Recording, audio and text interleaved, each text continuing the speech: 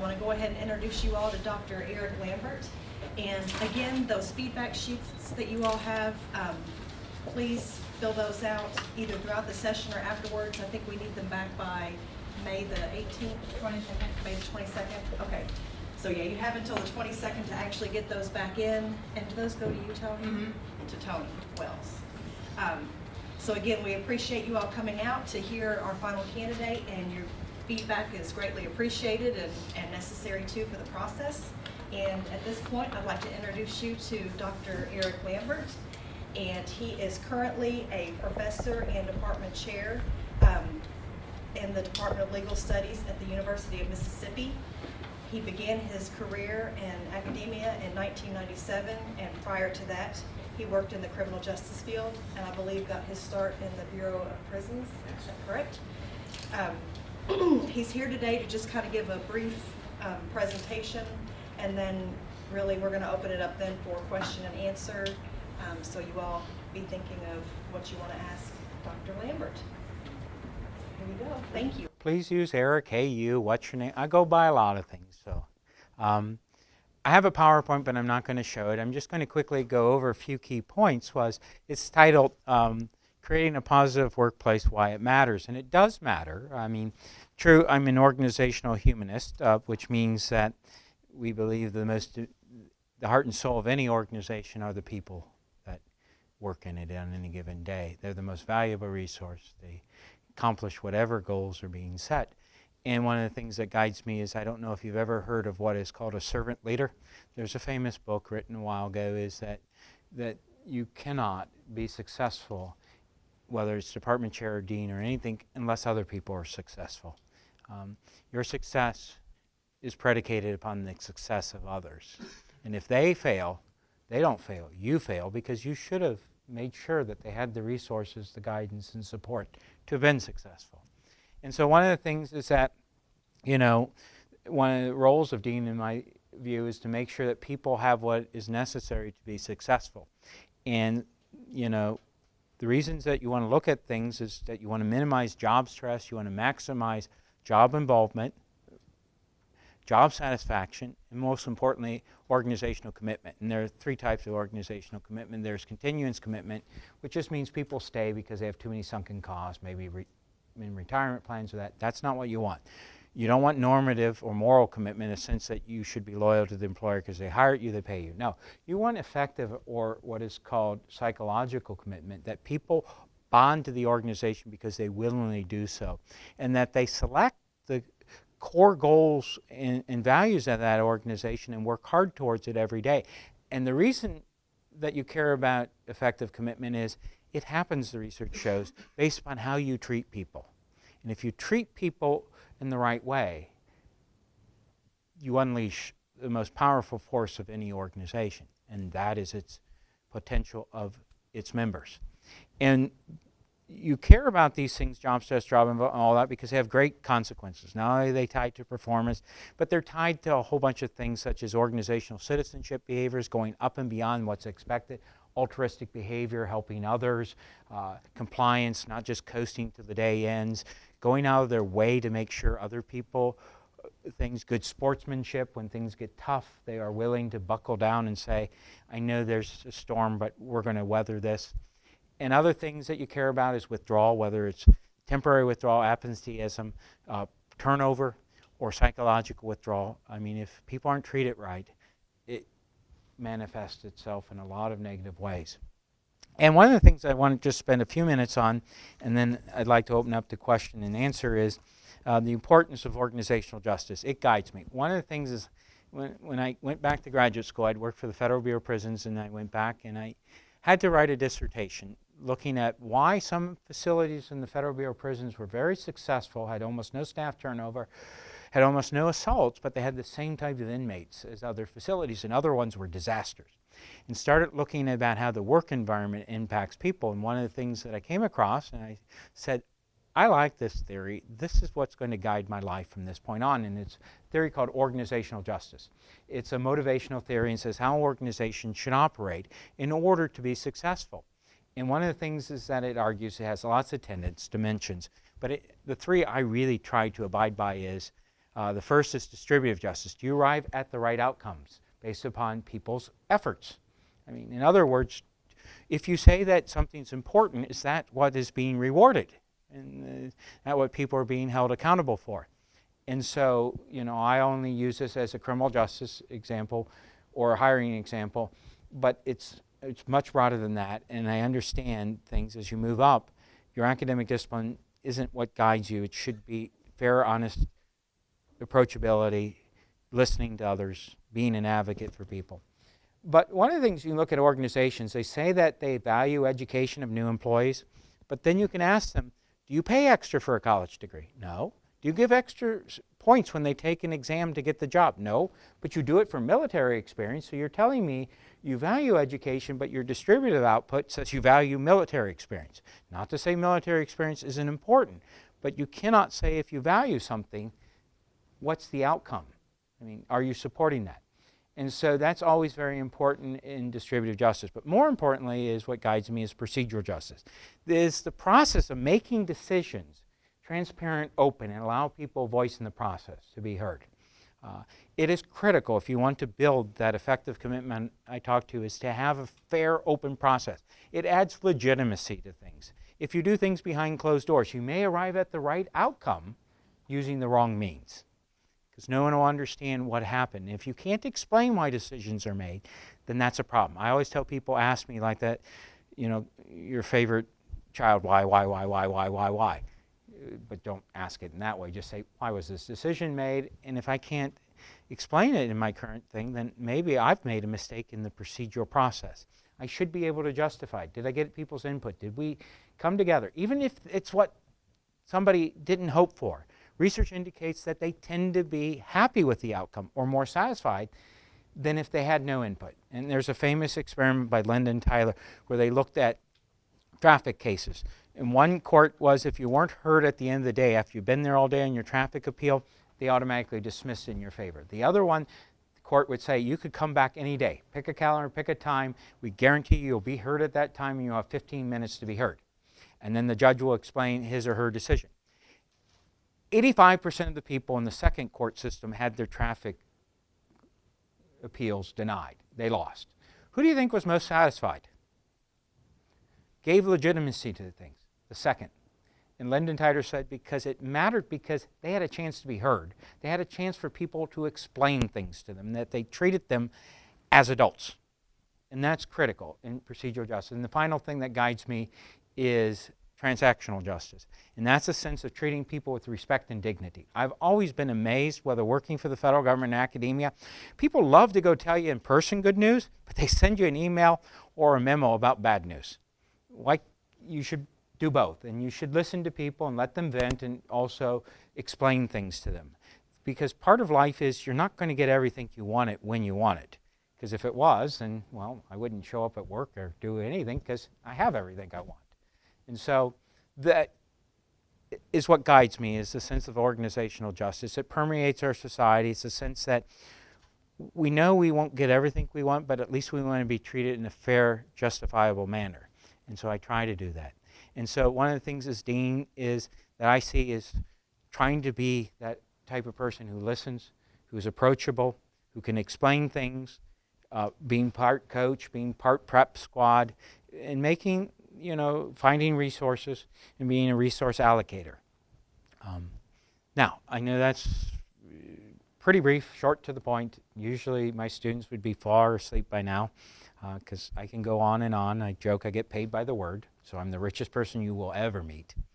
But on that note, I'll stop. I'm going to sit down in the hot seat, and I'd like to have you ask questions so that what do you want to know about me that you don't already know, or what things can you tell me about this college in Eastern Kentucky University that you think a candidate should know? And if I forgot to say thank you for coming, thank you. And I know this is a busy time of the semester, and I appreciate it. Yes? I'll start the forum. I have a two-part question for you. I'm a staff person here at the university, and I've been here for 6 years. One of my greatest concerns as a staff hourly employee is the inequity that I feel I have with regards to pay. Eastern Kentucky is not comparable to other universities. It's not comparable to a university just 10 miles south of us, Berea. It's not comparable to UK, Western, Moorhead. So as dean, for the staff, who essentially are the doers of this college, what are you going to do to make me feel like I'm getting paid my worth? And how are you going to make me want to stay at the university for another 20 years and digest my talents and my resources and my skill when I am having a hard time paying my bills? I agree. I will be an advocate if there are resources. Again, it's distributive outcome, then it should be done. I've tried to do that. There might be job titles we can look at and stuff. The person I work with, I call her the wizard. She solves every problem. I've been trying to build her salary because the University of Mississippi does not pay its department administrative assistants or secretaries very much. You start them off at 22, cap them at 25. Though I have found the money that each year since I've been there is at least a $1,500 raise, even though she's merit pay would be $600. So I've gotten her over 330 this semester, and I can tell her the good news. So please don't tell her the good news. She's getting a $1,700 raise. She'll get 32, which I think is a survival wage, because Mississippi you might think is poor, but Oxford, Mississippi is not. There is a lot of people with money, and prices are very expensive there. And so I agree. But there are things that, I can't do. I can't, I can give her small incremental raises. I can tell her job well done. I can thank her for doing things. She's, I put her in for awards. I got her an award for the Frisk Award for $1,000 because the students call her mother. They do. I told her you'd have all your financial problems if you could declare all 700 students as your dependents in your taxes, but I think the federal government may question that. So, do I know it's a problem? Yes. Am I willing to work on it? Yes. Can I promise that the streets will be paved with gold? No. But all you can do is sometimes make those above aware. And if you have resources, making sure they're distributed fairly. But again, you just have to make people above keep pushing. And do I agree that staff aren't always paid in many academic institutions what they should be? Yes. And too often I will agree. As 12 years as department chair at 3 different departments, I have never, ever shortchanged the staff. You're welcome to call them or anything else. They are part of the mission, just like anyone else there, provide a quality educational experience for students. And their efforts should be recognized and rewarded. But I know your frustration and things, that is a problem because Do you understand though, when you are a staff and when you feel like you do a bevy of the lion's share, but those in faculty positions, for me, and I will speak for nobody but myself, I don't represent anybody but Rebecca, but as a staff person, I've heard people talk about, oh, well, we want equity and we want fairness and we appreciate you. That doesn't put food on my table, and that doesn't put gas in my car, and that doesn't help me take my kid to camp. And as an educated woman working a full-time job and a part-time second job facilitating, I think I should make more than $3,000 above the federal poverty line in the state of Kentucky. And I think that as me as a staff person, it's becoming more and more frustrating. And it's also given me a moment to pause that, well, maybe academia, maybe private corporations would like my skill and my work ethic more than academia, because academia doesn't care that I'm not growing. And we've heard this before from other people, well, we want you to be fair and we want you to do this, but what people say and what people do in higher administration, I have not seen mesh in the last 6 years. So I'm looking forward to some action behind the words, and that's where I'm trying to determine and do my evaluation is who's going to speak for the doers of this college and this university that are here Monday through Friday, 40 plus hours a week, answering emails on the weekends, and they're not paid salary to do that, but they do that because we're student driven. Fine. All I can say is, if the resources are there, I would say they should be given as part of distributed justice. If not, we need to push. And there are things that, to be an advocate, I mean, there are things that I constantly push the state of Mississippi to do. First of all, the staff of the universities are not paid well. I sat on a panel with the Department of Corrections Administrator and 2 legislators and saying, you're not paying the Mississippi Department of Corrections. They pay them $19,000 a year. 28% of their staff qualify for SNAP and receive it. SNAP is food stamps. It's like, you wonder why you have corruption, including the director who got 12 and a half years federal. The federal, I work for the federal, we open up facilities because of you as a state and your problems, because you don't realize by saving, making people aware is, if you are penny wise, but being pound foolish, you're going to pay the price. But again, I can't change the state of Mississippi. I can just keep pushing them on it. You need to do better, and don't get my blessing that you run a great Department of Corrections, because you don't. You're under federal consent decree, and if I get called to court, as I have in Ohio, I will gladly tell them your problem's lying because you're cheap. You literally are. That there are things that you pay other people, what I don't think is too much. But do I think there's inequity? Yes. Can I change it always? No. Can I be an advocate to say this is wrong? Yes. One of the reasons that I left the University of Toledo was I did not like the new administration, what they were going to do.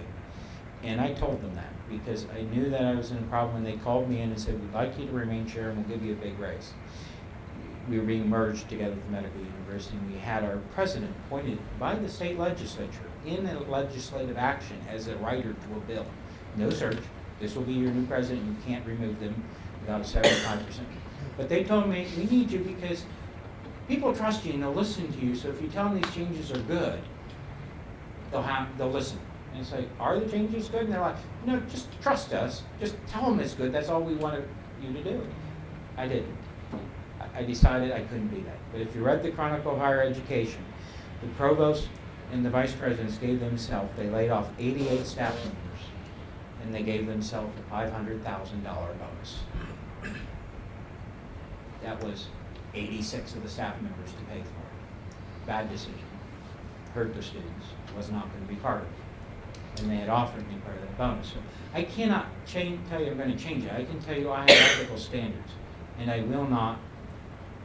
I cannot promise you you'll get a raise. I cannot promise you the streets will be paved in gold. All I can say is I will listen, I will try my best to represent your concerns. And if there are resources, to make sure they're fairly distributed. And in fact, I told one of the faculty members this. He was quite upset. He's like, what happened to my raise? And I said, well, $1,000 of your raise, he still makes a lot. He makes over $100,000. I said, I gave to the secretary because I've been watching since I arrived here. She was doing all your advising the students. And since you won't do your job, but she does part of your job, I thought she deserved part of your salary. And he called me a whole bunch of things that I told him anatomically I couldn't do to myself, but I wished him well. And so, no, I mean, if people do what's expected of them, then you should reward things. And if you really want to know who I am, call up any of the staff that I've worked for, and things. In the faculty as well. I mean, that people who do what they're expected should be rewarded and keep pushing at things. I do believe in social justice. I haven't gotten what I saw at other universities, but we come together to the thing that we push, and you may complain about your parking. Our parking is $180 a year, or if you want to designate a spot, $800. But we finally pushed the university enough that said, if you make less than $30,000, you're only going to pay $25. I want a whole sliding scale, and social justice is saying our parking should be based upon your salary. In other words, I should be able to afford a higher parking. If you want to charge me, my would go up from 180 to 300, I'm fine with that.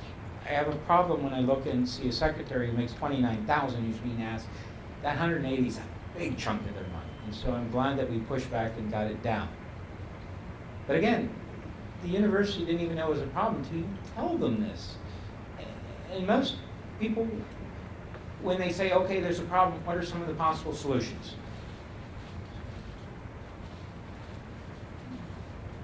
I'd like to see it graduated anywhere from X amount to up to about 40 or 50,000, and the parking to be a scale, and then above that to be normal. Again, those are things that I can show you institutions, because I have colleagues that work from them. I didn't invent these things, and neither did my fellow colleagues. We just look and say, there are other places that do a better job. Why can't we do what they do? And I'm sorry for your things. Oh, no, I'm fine, it's No, just, no, you know, it just, you, as a staff member, I've heard, I just want actions to match up with some words, because I've heard words for a long time. I'm ready to see some change. Yes. So that's what I'm anxious for. I will be honest, I told my dean, it's like, I don't want another raise. It should be given to other people that need the money, but more importantly, just put it in my adjunct pool as a department, because it would benefit the students more than it will need. Because research indicates when you hit a certain point in life, it's not about financial things. I have in here, it's not always money. When you get to certain things, and faculty in that, and administrators, it's other things that's a quality of life, and other things may matter. And I didn't get into academia to be an administrator. I just happened by chance, and I didn't even get into academia. It happened by chance too. I worked as a treatment specialist, a therapist for inmates at maximum security prisons. And I went back to get my PhD because don't remember this, but the person who was earning a master's as a graduate assistant faculty sent me a long letter and said, you promised for your reference letter, to get your job, you'd come back to finish your doctorate degree. So I took a 2-year leave of absence, got the doctorate degree, and then he said, if you really care about doing the right thing and helping others, then go into academia. There are a lot of first-generation college students. And I've had the opportunity, if you look at my research record, to go to big research schools. I've never chosen to do it. I like working with at-risk students, first-generation college students, people who normally wouldn't have an opportunity because I didn't have an opportunity. When I graduated college, I didn't know all the things that existed that now I had opportunities to. I'll get off my soapbox. That brings me to what you just said. We have an academic advising center here. And for across campus, academic advising is not always equal. You have your professional staff advisors and you have your faculty advisors. And while many of them do well, many of them do not. And it all falls back on the professional advisors. What is your impression of advising, and how much do you value advising? Because it's not just for us giving students their classes. We do a whole lot more. We're more like their parent away from home. And I just want to know what your impression and how important advising is to you. Advising is critical. Okay, I have to divide it into two things. I believe academic advising, take these courses, do this and that. I've seen the models, I've seen the research. Professional advisors do a better job. Because I have 87 advisees as a faculty member. I can't keep up on all of the changes in gen eds and the minors and that, and most of us can't. And there's 6 GPAs that have to be, the students told about, you have to have 2.5 in your major, whatever the GPA is for the minor, set by the minor. Your core general education has, at the University of Mississippi, has to be a 2.0 or 2.25. Tells you right there. I shouldn't remember. And so, 2 weeks of every semester, my life is like, and honestly, I don't think the students get the approach that they should get. At Wayne State, we had 2 professional advisors for 500 CJ majors. They did a great job. And they knew exactly what they were doing, and they hold students accountable, and they tell them other things. You really going to go to law school? Really, you think a D is going to get you into law school? You think a 2.215, you need to take this course over, and this is why. Sign up for that. So the second advising, though, I think faculty should do, and that is professional advising. What are the career options? What exactly was it like to work, many of us have worked in the field or other things. What can I exactly, if I do this, what are some of the trends that in the field? So those are the things I feel more qualified than, and so I think advising is critical. All the research indicates it's important for retention. There are a limited number of college students, so rather than keep recruiting new ones and losing past ones, you'd be better off keeping the past ones and making sure they graduate. In fact, the new metrics are, what is your retention rate from each year and what's your 6-year graduation rate? And so those are things that, advising has been shown to play a critical role. also advisors will pick up things that as I faculty won't. They'll get things that they'll notice. I pick them up, but you know, I get as a chair, on average, I have to answer 100 to 200 emails a day. I spend about 4 to 5 hours. So I may not get for several days those academic warnings that they send at midterm. Advisors will. In the system that Wayne State did a good job, they have to call a student in. You're coming to see me. Because now we can at least hopefully salvage and get you before you go end up in academic probation or being expelled. So I think advising is critical, and I think that, you know, well, by the way, with the last department, and I still don't understand some of the faculty why they want to do it, because I point out to them, it doesn't change your research or service requirements. In just dialing it in for advising, because I asked one of them, how did you actually see 52 students in one day? Because I ran the report and it said you cleared from the advising hall 52 students in one day. You didn't see them, which tells me, and they're like, well, I sent them an email and said, here's a checklist. Do you have any questions? And they said, no. Well, of course not. Because I get tired as chair sending out those, and that's the other thing is, and I'm preaching about this, but I get tired of sending out those letters saying you're denied graduation because you didn't meet this or you didn't take that. And then I talk to students, it's like, well, my roommate told me that I didn't have to do that and I take this other course. Well, good news is your roommate's also not graduating either. Bad news is you both have to come to summer school. And then it's not just the students, because then I hear from the parents, it is $886 for 1 3-credit hour class. And so if you catch those things, people don't get upset. They don't waste time and resources. They don't eat up valuable resources of the university.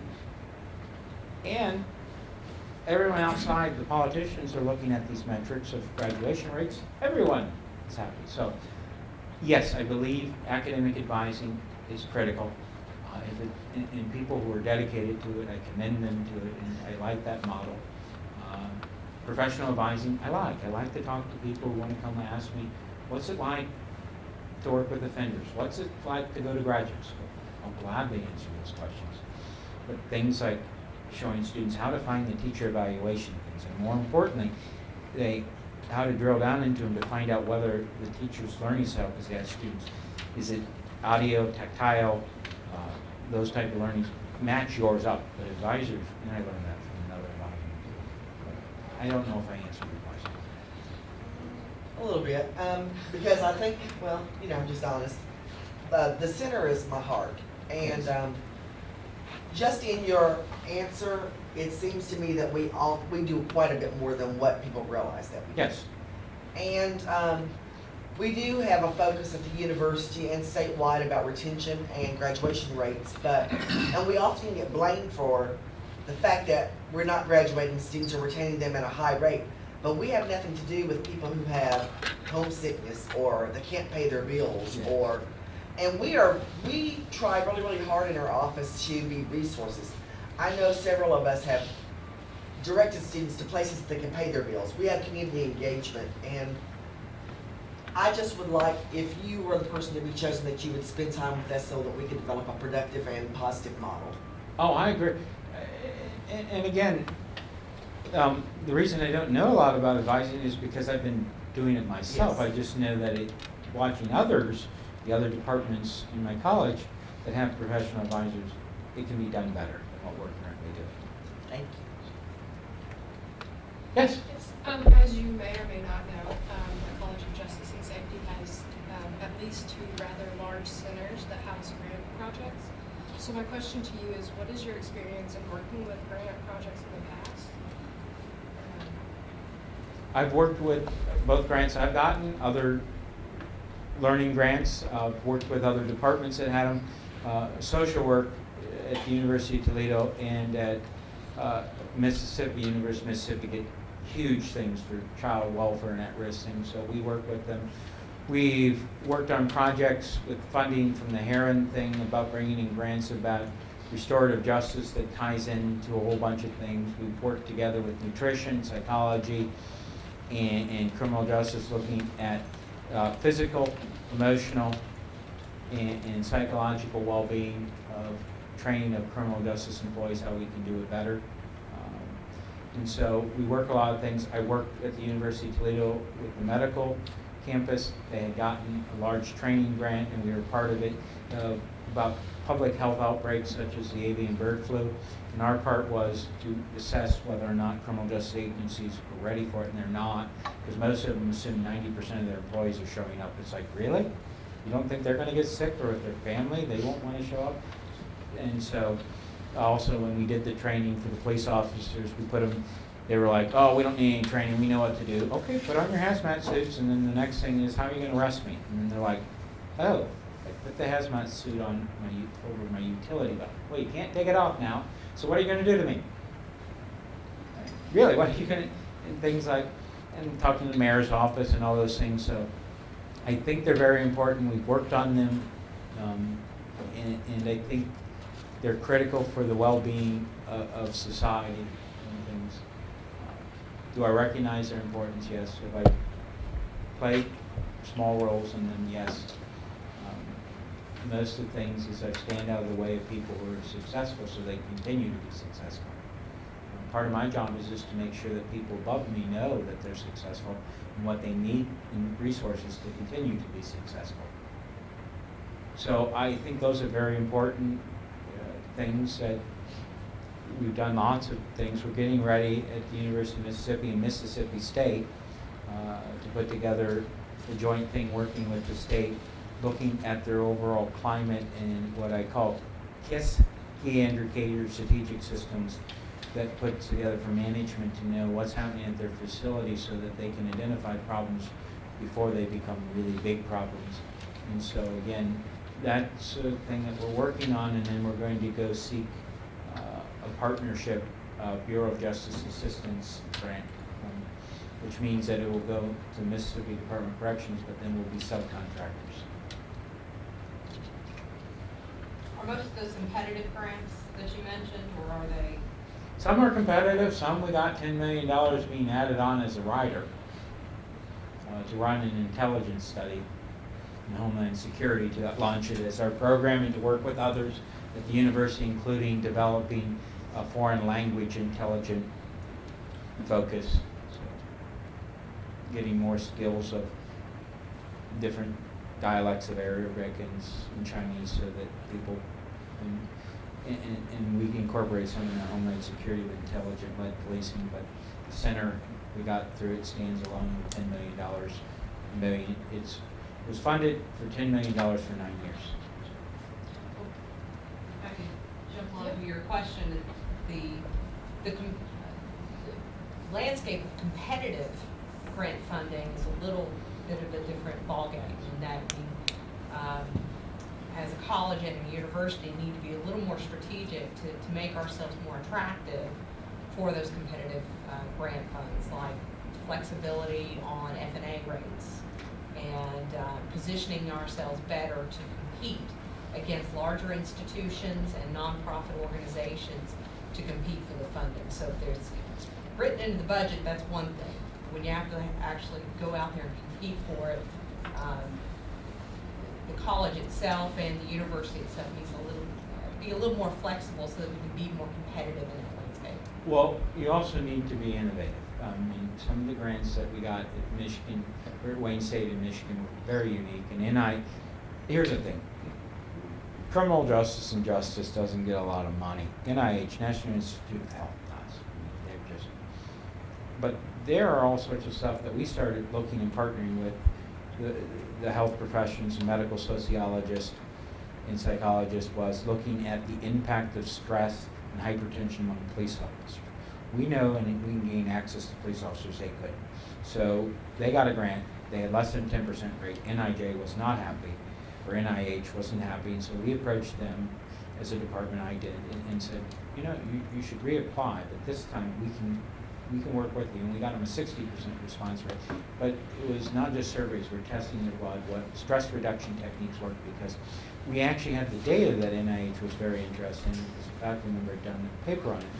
The Detroit police die on average 12 years before any other municipal employee does. We know that, controlling for everything. So we also partner with Henry Ford, looking at grants, looking at the impact of community disorder and crime on recuperation from spinal surgery. These were Medicaid surgeries that it cost you as a taxpayer $100,000 apiece.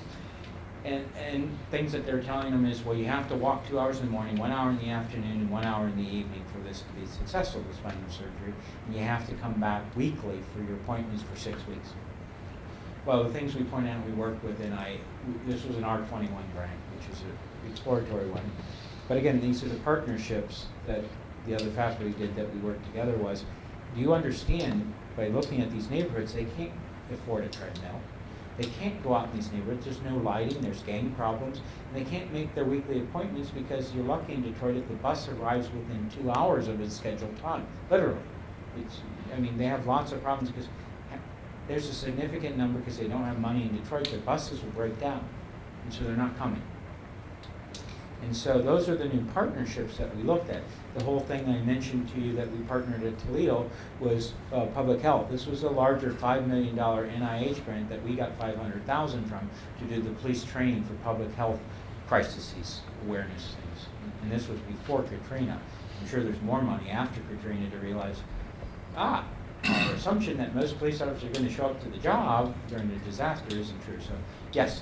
And the other reason I mentioned that whole thing about the Mississippi Department of Corrections, we're doing all this, and we're doing all this with a small internal grant from the grant. I granted one to the faculty who are working in this, and the dean matched it for just a couple thousand, is the federal government has a new thing called partnership grants. You have to have been in a partnership long term, at least a year, preferably 2 years, that they're worried about this scorched earth approach. You go do research and don't come back. And so by doing this and showing that we have an ongoing partnership, our chances of funding become greater. So, but again, those are things that if you're going to chase the traditional grants that the big doctoral programs are, you're going to have trouble. How are you going to set yourself apart that will be unique? And so, but there are things that we're now looking at with our Food Institute of Safety. The director left, so I have to wait till the new interim director is. You don't know how much money the FDA gives the state of Mississippi because we have a lot of overweight children with hypertension. That's a problem. So they receive tens of millions.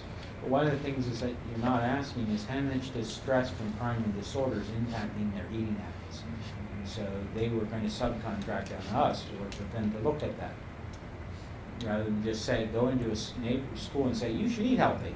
Really, is that a realistic thing to do when there aren't grocery stores and they're going to go shop at a 7-Eleven? So Twinkies might be something they buy. So again, those are things, and I know it's an abstract, long-winded answer is, don't just get the competitive grants that everyone else is chasing. Be the innovator and do something unique, because that NIH thing about the orthopedic thing, we wrote a white paper for them. They said, that's the most interesting idea we hadn't heard of.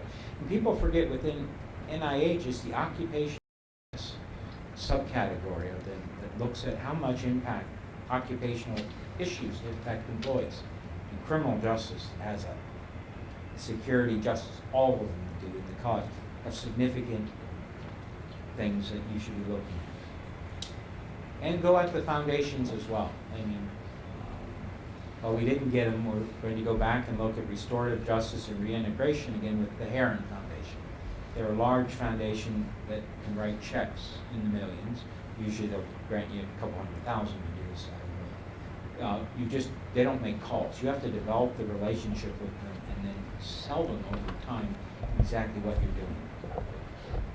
But they're out there. It just takes a lot of time and effort. But it's necessary in order to help the academic mission of any university or college to provide students with quality education. Because the ultimate goal is not just to do the research, but get your students involved in learning outside the classroom. I'm sorry. Yes, sir. I have a two-part question. What is diversity to you? And what ideas do you have for educating students on the importance of diversity? Let me answer the second part. Diversity is critical. Pairing people together with different walks of life. I teach a communications class in the field, and it was supposed to be capped at 35. We're getting our numbers down and finding resources to hire more adjuncts, more lecturers. I teach it around 60 students, but I don't assign, they have to do a group presentation. But I purposely look and learn the students, not just in terms of race, ethnicity, but I start to learn their religious beliefs, their political beliefs, and I make sure that when I assign them to a group of 6, not a single one's going to agree with their fellow group members on stuff. They're going to be challenged on this because part of life is working with people who don't necessarily see things the same way you do. And that's important. I believe in diversity. And diversity I define very broadly. It is, whether it's religious, whether it's ethnic, whether it's sexual orientation, whether it's age, whether it's political, students should be exposed to the greatest diversity possible so that they realize there's multiple viewpoints and not one of them is the same viewpoint, that really they should be critical thinkers and figure out how can I resolve this problem. Because as I always like to use an example to my students, think about politicians. I don't care whether the Green Party, Libertarian Party, Republican Party, or Democrat. They all run on the thing is, I want to make the community or America better. How to do it is radically different. And so, I mean, you're all at the same common goal. How you get there is different. So one of the things is every department I've worked for is we reach out in diversity. We try to recruit a broad number of diverse students to make sure they're exposed to different viewpoints in life. In terms of faculty and staff, we try to recruit diversity. And one of the things is being proactive. I told the faculty in the morning, I'm always just amazed. You know, EEOC says that you can contact people and tell them about a job. You just can't promise them a job. You never understand that in academia. Well, we put it in some newspapers, put it in the Chronicle of Higher Education. People, now, if you want diversity and you want new viewpoints that you don't necessarily have, then why aren't you reaching out to people? Because I've noticed this, search firms do this. Why do I have to pay a search firm to go tell people I have a job and why it's a great place to come work? And so yes, I embrace diversity. I think it's important. I define it as broad, and that I want a diverse group of students. I want a diverse number of people, members of the department, whether faculty or staff. Because I think it just benefits not only the students, but it benefits your fellow employees to realize, as I have learned being department chair for 12 years, is stop thinking that the world thinks like you. It doesn't. You have a unique perspective on it, and you don't necessarily have the answer to everything. And the other thing I've learned through interacting with people is never attribute to malfeasance or intentional wrongdoing. It's something maybe simply due to misunderstanding or ignorance if they don't know. There's a difference. But I don't know if that answers your question, but I think that if you want to increase diversity, you need to be active in it and promote it, embrace it, and help it grow. We offer many successful programs 100% online within the College of Justice and Safety. What's your experience with online degree programs? We launched the first undergraduate on-degree program in my department in the University of Toledo. We increased the number of online classes from 1 to dozens each academic year at Wayne State. And at the University of Toledo, we went from being almost none to about 18% of the online classes at the University of Mississippi. And online, I think, is good. It's just like any other teaching delivery method, it has to be done right. You have to have people that have the skills. I like to use Broom's expectancy theory. They ask 2 questions, and it is, do I have the skills to do this? And second of all, what's in it for me? And so, what exactly are you doing this, and are you going to do it right? Because as I always point out, I've been on disciplinary committees or adjustment committees for faculty, and this faculty member in business, he pretty much checked out for 8 years before retirement.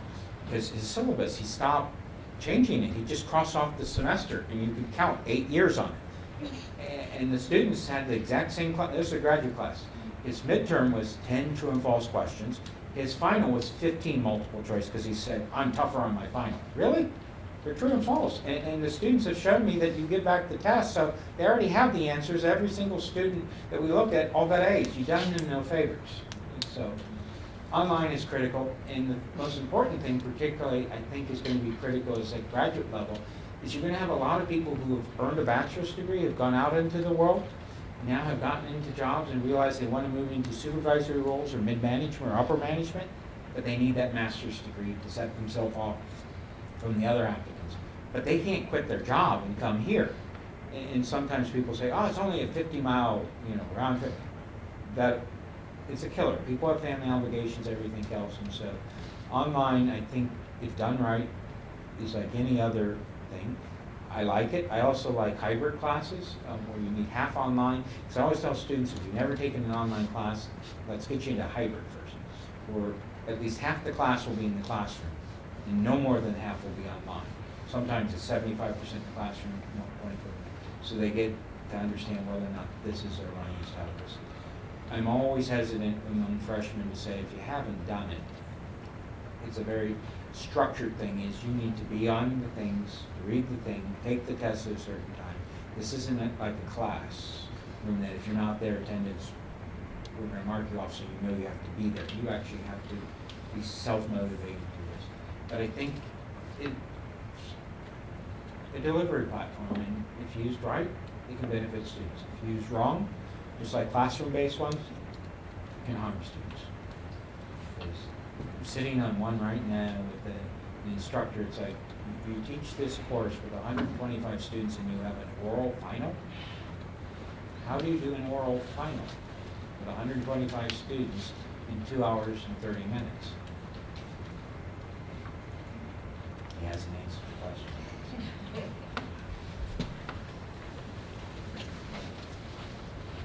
I know we have some students that are coming in to speak to you, but if you could leave us with one of your biggest accomplishments in the 12 years that you've been chair, that you would like to brag about, to have us know about. There have been several. But student-wise is, I've met an awful lot of students that have struggled. We did graduation commencement.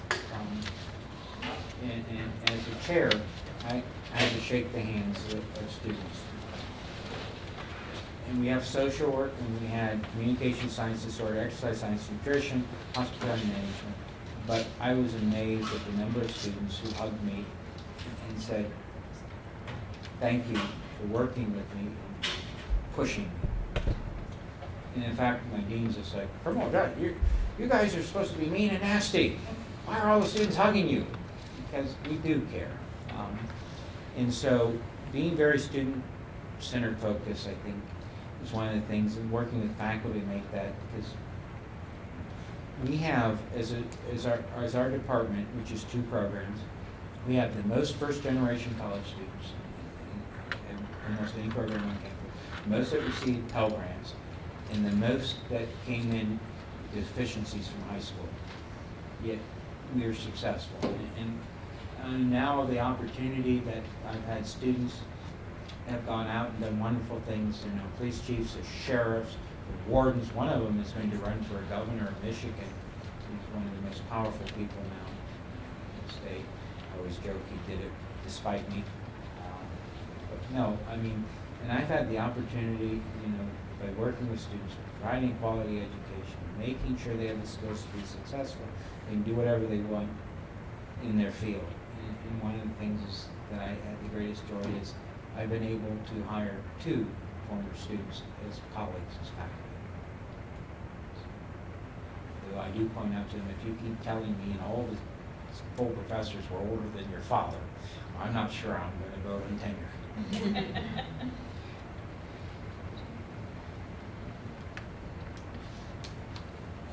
And by the way, I had a student from my first job 15 years ago track me down in Mississippi. She calls me Sadie every year to tell me what the faculty, not just me, but all the faculty at this institution did for her. Now she's the director of a large human service agency in Michigan. It's just like, I was wowed.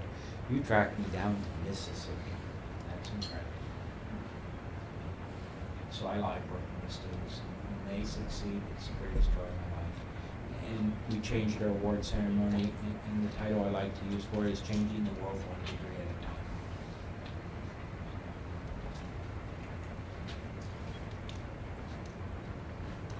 I'm sorry. I I know that the students are coming in, but I just feel like there's some things that I need to know. How do you define student success? Well, I define student success as, one, do they graduate? Two, do they have the skills to be successful? Three, did they feel that after they have a chance to reflect on it, that they actually learned and that they appreciate, that they've grown as a person? Other things are not just the academic skills, but do they learn socially? Can they work with others? Are they successful at problems? Do they look at problems as something as a challenge to overcome or an obstacle to quit on? And in fact, the one thing that guides me is there was a faculty member that in another institution I worked for. People have come back and said, and I've met with them and said, do you want to meet with Professor X? They're like, no. I liked him as a professor. We sat on the hill. We might have smoked grass on the hill. I don't know. I'm joking about that. But they're like, but I want to meet Professor Y. He pushed me. At the time, I called him every word underneath the sun that I liked. But that person worked with me, sat me down, and I owe him a thank you where I'm at in life now. So I don't just look at it at graduation, but its success is when they go out into the world. Do they like what they're doing? Are they successful at it? And do they make a difference, making those small incremental changes that improve life for everyone in their community? Because I look at academia as a super tanker. You cannot turn it on a dime. But if it was leaving from Boston, say, if we can just change it constantly a few degrees, we could have originally gone into a port in England. Now we're going to go around the Cape of Good Hope, South Africa. Just by those long-term, just constantly doing what's right. One more, then I'm gonna leave you alone. No, that's fine. What is attractive to you about Eastern Kentucky University? Why are you looking at a position here, and what do you think you can do for the College of Justice and Safety? That's a good question. Here's the interesting thing, is I'm not actually looking for a job. In fact, I wasn't planning on leaving Wayne State. In fact, I had just remortgaged my house for a better thing, when out of the blue, my first department chair, who's now a dean, calls me and just said, come down. And I went down. It's a lot of challenges, and he said, if you really say what you care about, building great programs, helping students, put your money where your mouth is. And so I ended up there, and I've been happy. It's been a challenge. The one thing is I told the search committee is, when you think you have poverty in Kentucky, you have not seen Mississippi. Mississippi is dead last on every social indicator in the nation. And that if anything's going to change in that state, it's coming out of its institutions of higher learning. We can be an incubator for change. The thing that interests me is the type of students you serve. The students I mentioned, where you can make a difference in their life and radically change the course, not only them, but their families. That you have a very unique college with a wide range of programs, but really seem to be student-centered. They seem to be successful. They're well regarded in their areas. And that you've done great things as a college, and I think you're on the cusp of doing even greater things if you can have someone be an advocate for you, help push you, and help find resources and remove those obstacles, give resources and remove obstacles. That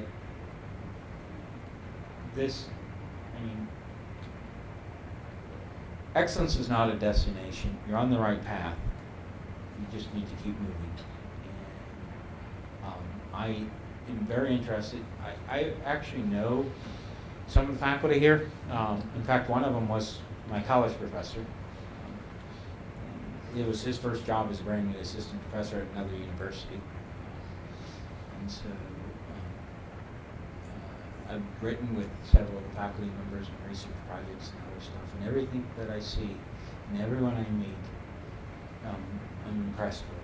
And so I think I have the skills, experiences, the temperament to be part of this team and to help move it forward. I'm not looking for a job. Provost and I talked about things.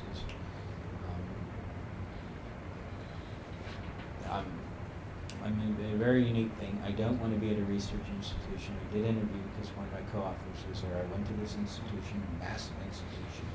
It has 3 programs within it, 1,700, 1,200, and 800 majors. I think it has 58 or 68 faculty and 18 staff. They offered me the job as director, and I said, it's not what I want out of life now. It's not what I can't. I could do the job, but I'm not going to have the passion. I'm not going to do what you deserve.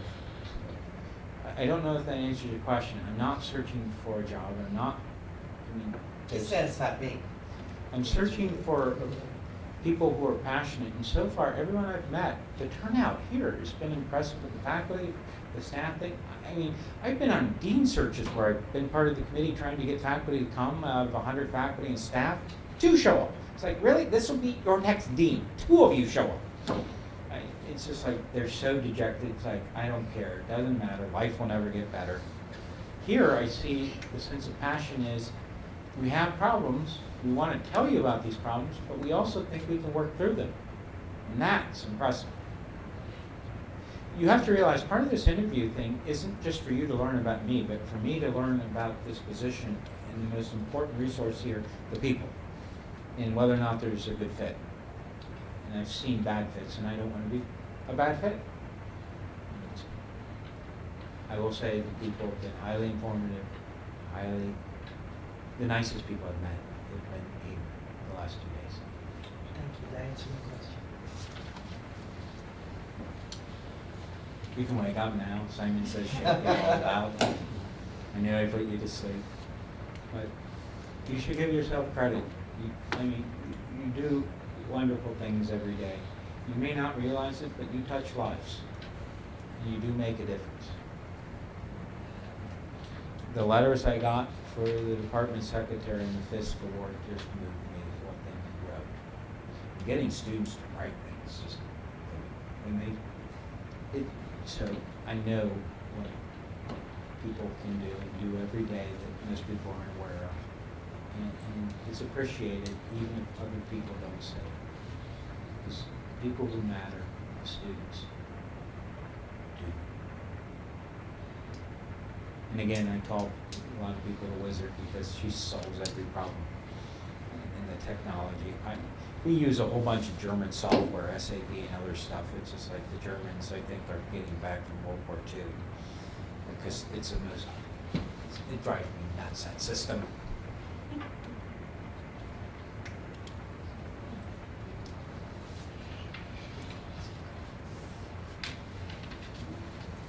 Anybody have any other questions for Dr. Lambert? Eric. Eric? Hey, you work too. Actually, I do have one question. I don't know very much about you, but for our graduate program, we have a pretty intense critical criminology program. I was just wondering what you thought of that in general, critical criminology. I think it's important. I believe, I'm a member of, and I was an officer of ACDS's restorative section. I'm part of the criminology part. I think it matters. I do believe in social justice. I do believe that, that this whole you have to give people the ability to be successful in life, and you have to remove the obstacles. And I think right now that there are an awful lot of obstacles in life. And one of the things that we're looking at Herring Grant was restorative justice. This faculty member surveyed the probation and parole departments in Mississippi, and 85% of them didn't even know there was an expungement statute on the books. It's a $25 fee that you fill out as a nonviolent felon. You can get it removed from your record. And once it's removed, you don't have to check that box anymore, convicted. The only thing that will ever remain as a record on the system is the law enforcement lien network in the court system.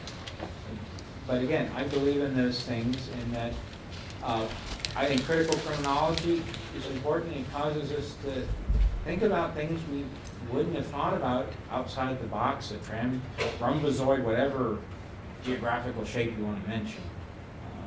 Because one of my favorite books that I always have students read, and I'm sure you've read it, is Jeffrey Ryman's The Rich Get Richer and the Poor Get Richer. I'm supposed to read that one. It's an interesting book because it asks critical questions. Why do we define certain things as crimes and not others? and he points out, rightfully so, more people will die of surgery performed by unlicensed surgeons in non-authorized operating rooms in the United States than are murdered any given year, twice as many. Yet we call that malpractice rather than manslaughter. You were told you don't have this license to do this. You were told that you have to have certain equipment on hand or do it in a hospital, and you chose not to. To me, that is deliberate indifference, manslaughter. But why do we call that malpractice and somebody else who does something else, it's manslaughter? Those are critical questions that you should have, students, and everyone in society has questions. Because, you know, I can show from critical criminology the price fixing of GE, Westinghouse, and everything else in the 1980s. They took more from consumers on appliances in 1 year from price fixing than all the bank robberies in the 20th century combined. They were in the billions that they got fined. Pretty much to me, that's a crime of fraud. But again, why do we do certain things certain ways? I think it's important that people get exposed to a wide degree, not that they buy into it, but they can critically answer questions. That things that I want to answer questions. What do you mean buy into it? What do you mean by buy into it?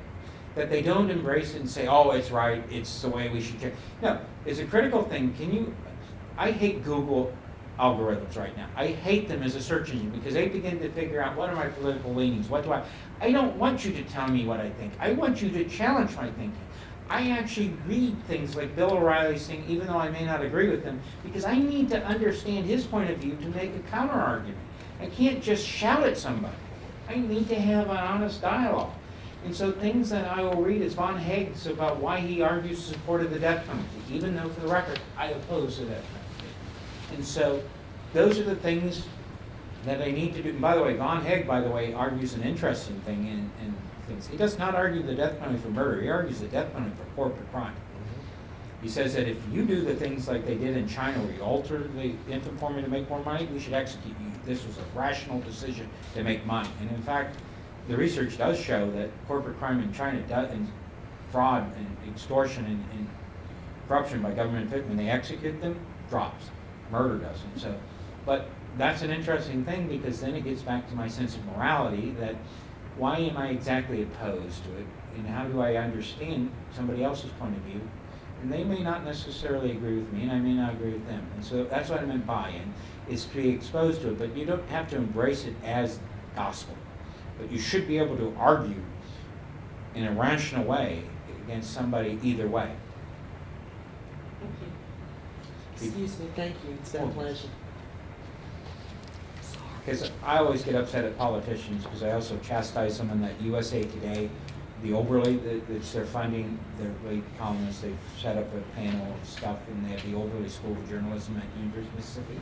Was I asked the politicians, why do you keep arguing deterrence works? I can go blue in the face that the only two things that for deterrence to work is you don't understand it.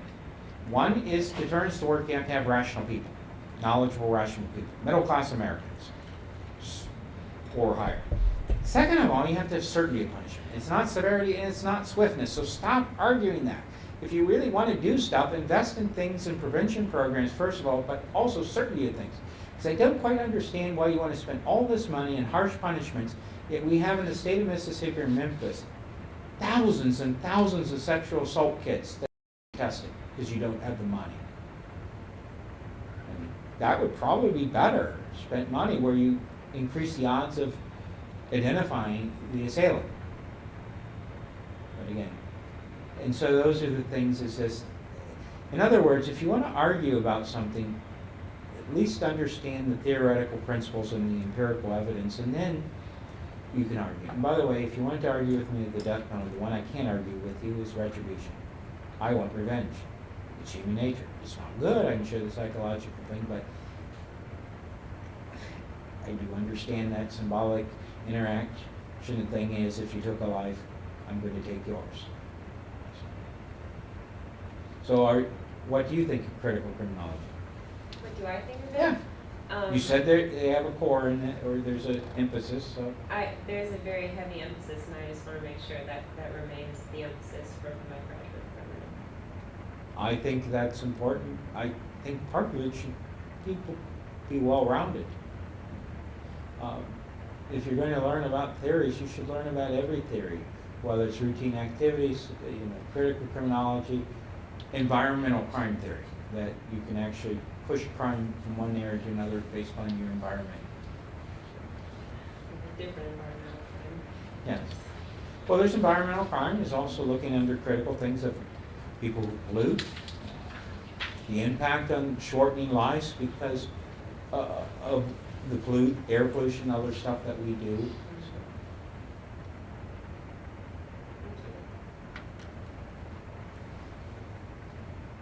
Actually, I'm impressed. Most students don't care. They're just like, hey, just tell me what course to take. Tell me what the right answer is, and I'll answer. Wouldn't find that here, at least in the graduate. No. Well, that's the whole point, because part of being a graduate program is to be critical thinkers up and beyond most of society, because I call it the 9% club. You may not know what that means. 8.7 or 8.9% of adults over 23, according to the Department of Census, have a master's degree, a PhD, a JD, an MD, some sort of advanced graduate degree. 9%. Which means that you should have not just the knowledge, but the cognitive and analytical skills to respond to problems that don't even exist now, somewhere down the road. And to realize that simplistic solutions rarely work for complex problems.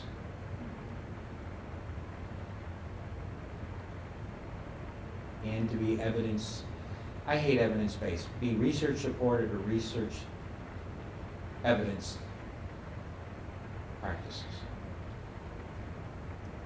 Because I always want to ask my students this question, the war on drugs, why do you assume that suppression is going to work?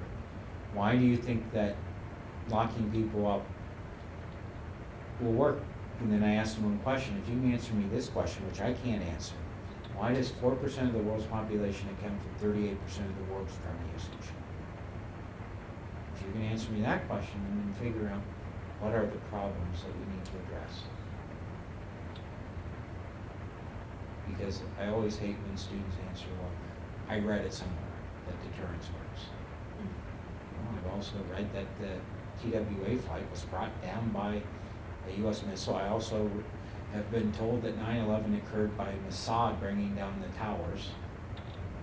Have you heard that one on the internet? Oh, there are theorists out there that said the government brought down the towers. This was the area of the government so that we declare war on the Middle East. Really? What evidence do you have? By the way, go search this out. You know there's a Flat Earth Society? Flat Earth. Yeah, there are still people belonging to a society that believe the Earth is flat. The one that amazes me is that they'll argue to the blue in the face is there is a group of people that believe that the moon landings were all staged. Yeah. Yet we can now show through physics that we can point a laser and beam it off of the metal that's on there. But if you really think that it was all staged, good for you, and that the world is flat. I'm not going to convince you with evidence, but the 9% club, please don't tell me you're the Flat Earth Society. Dr. Lambert, with it being, are there finals tomorrow? There are finals, so we're the Dr. day Wells before told last. me he had another final tomorrow, so Okay, probably so yes. day before the last day of finals, these are our students for our student forum. So you guys have about, let's see here, 7 minutes before we got to get you on the road to the airport. So why did you come to Eastern Kentucky, to the programs that you're in? What attracted you? Well, I originally came to undergrad here because it was close to home and because it was the best criminal justice program around. So once I was finishing that, my professors approached me and asked me if I had considered grad school, and if I did, we had a great one in-house. So What are you going to do when you graduate? what am I going to do when I graduate on Saturday? Get a job? Oh well, that's the goal. I want to work Trek for a while. across the planet? Want to work for a while and Go to graduate law school? law or- school eventually. Yeah, that's the plan. And you know how plans sometimes go, but that's the plan. Well, plans are good, but they should be living, breathing things and that fluid. They could change. And I'm fine with that. But yeah, that's my plan. A similar sort of background for why I came. I'm from Lexington, so it's pretty close by. I know that this program is very distinguished, and I wanted to stay in Kentucky for a while, and I'm happy with the decision that I made. And I don't graduate on Saturday, but I'll be here for a minute. So how many more credit hours?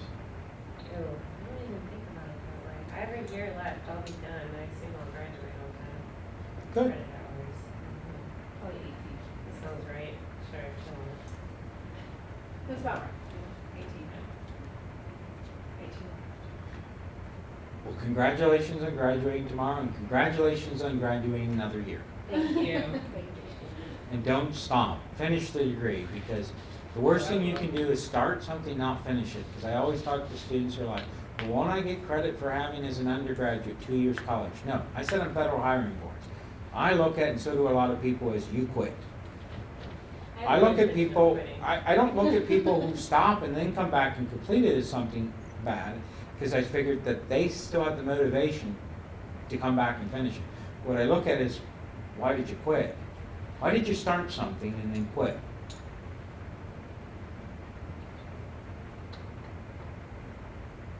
Finishing things is critical. Which means you shouldn't just start things just to start things. You should, I mean, because it always drives me nuts to meet students, and particularly I have juniors who I advise. It's like, I really don't know why I'm here other than my parents told me I had to be here. What are you going to do when you graduate? I don't know.